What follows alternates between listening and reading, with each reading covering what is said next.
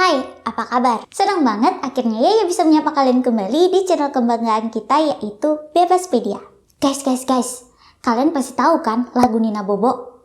Tahu nggak kalian siapa penyanyi dari itu lagu? Nina Bobo dilantunkan oleh seorang penyanyi Belanda kelahiran Indonesia yang bernama Anneke Grönloh. Lagu ini mulai populer di tahun 1960-an. Anneke Grönloh sendiri merupakan perempuan kelahiran Tondano, Sulawesi Utara pada 1942. Ia memulai karirnya ketika hijrah ke Belanda di usia 17 tahun. Tapi sejak tahun 2018 beliau berhenti dari dunia tarik suara lantaran tak kuasa sih melawan sakit paru-paru yang dideritanya. Hingga pada bulan September tahun 2018 ia menghembuskan napas terakhirnya di usia 76 tahun. Nah, kali ini Yaya mau bahas tentang Nina Bobo yang selama ini kita kenal sebagai lagu anak-anak pengantar tidur nih teman-teman. Konon, lagu ini punya cerita mistis loh. Kesan mistis pada lagu Nina Bobo diyakini banyak orang tak lepas dari kisah di balik penciptaannya. Meskipun hingga saat ini belum diketahui nih siapa pencipta lagu ini. Seperti apa sih sejarah lagu ini? Kok memiliki kesan mistis? Yuklah, kita cekidot aja, Yaya yang bahas.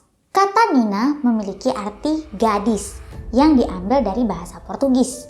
Dan Bobo berasal dari bahasa Cina yang berarti tidur. Ternyata gak cuma di Indonesia, lagu ini juga populer dan familiar di masyarakat Malaysia, Singapura, hingga Brunei Darussalam loh teman-teman.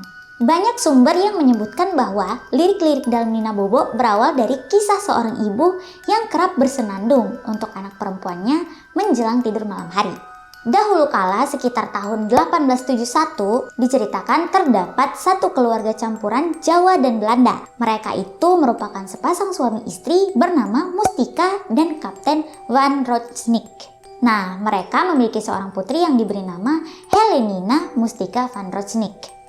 Konon, awal mula lagu Nina Bobo berasal dari sini nih. Sang putri yang akrab dipanggil dengan sebutan Nina itu ternyata mengidap susah tidur di malam hari. Ia selalu gelisah nih setiap menjelang malam datang. Sebagai seorang ibu, tentu saja Mustika selalu setia mendampingi dan menemani putrinya di pembaringan. Di setiap malam ia selalu berusaha untuk menidurkan Nina. Nah, suatu malam ketika Mustika berusaha menidurkan si Nina, ia sontak bersenandung kecil. Mungkin ya saat itu ia sedang bersenandung nada-nada awal lagu Nina Bobo yang kita kenal gitulah. Kayak gini nih.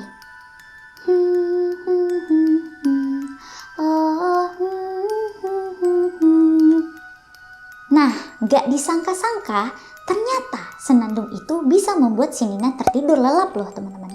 Melihat itu, sang suami, Kapten Van Rotsnik, meminta Mustika membuatkan lirik atas senandung yang ia mainkan itu sebagai sebuah lagu pengantar tidur untuk putri mereka. Nah, maka terciptalah lirik-lirik lagu Nina Bobo yang sebagian besar diambil dari nama anak mereka, teman-teman. Pada lirik tersebut terdapat juga kata nyamuk. Nah, setelah Yaya baca-baca di internet sih, katanya saat itu tempat tinggal Mustika banyak nyamuknya yang udah menimbulkan wabah malaria. Sehingga muncullah lirik, kalau tidak Bobo digigit nyamuk. Sejak dinyanyikan lagu itu oleh Mustika, Helenina bisa tidur nyenyak setiap malam. Bahkan jika tidak dinyanyikan lagu itu, Helenina akan kembali kegelisahannya di setiap malam, yang membuatnya tidak bisa memejamkan mata. Namun naas, pada tahun 1875 Helenina jatuh sakit. Tubuhnya yang masih mungil dan rapuh terus-terus mengalami demam. Segala cara udah ditempuh, setiap jenis obat dimanfaatkan, namun hasilnya tetap nihil. Helenina tetap sakit. Kondisi Helenina yang sakit-sakitan terus berlangsung selama bertahun-tahun.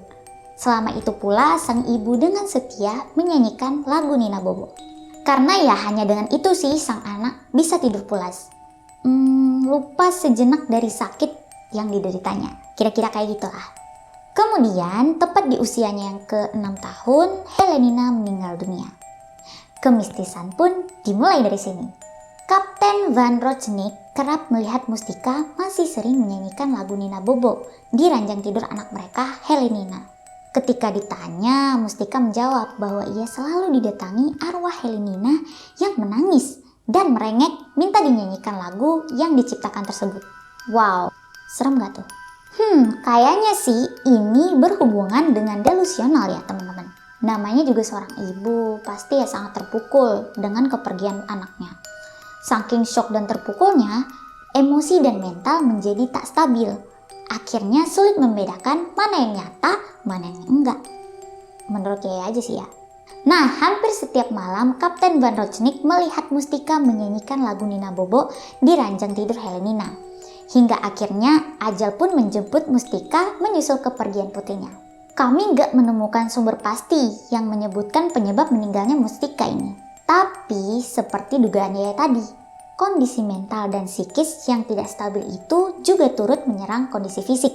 Jadi, menurut Yaya, Mustika meninggal karena sakit yang berkepanjangan juga. Kejadian ganjil gak berhenti sampai di situ ternyata. Sepeninggal mendiang istrinya, Van Rochnik juga turut mengalami hal yang sama teman-teman. Ia seperti mendengar tangis anak di malam hari. Pada suatu malam, Van Rochnik terbangun karena suara tangisan semakin kencang. Ia juga mendengar sebuah kalimat di antara tangisan itu. "Papa, kenapa kamu gak nyanyi untuk Nina?" Hal itu membuat pikiran Van Rochnik menjadi terganggu. Cerita pun terulang. Sebagaimana Mustika semasa hidupnya, Van Rochnik juga menyanyikan Nina Bobo setiap malam hingga ajal menjemputnya. Tragis juga sih ya kisah keluarga mereka. Nah, itulah cerita singkat mengenai lagu Nina Bobo yang konon punya kesan mistis yang ya bisa Yaya bawakan di video kali ini teman-teman. Kalau kamu tertarik dengan video ini, jangan lupa klik like, komen, dan subscribe. Oke teman-teman, makasih sudah menonton sampai akhir. Semoga bermanfaat. Bye-bye.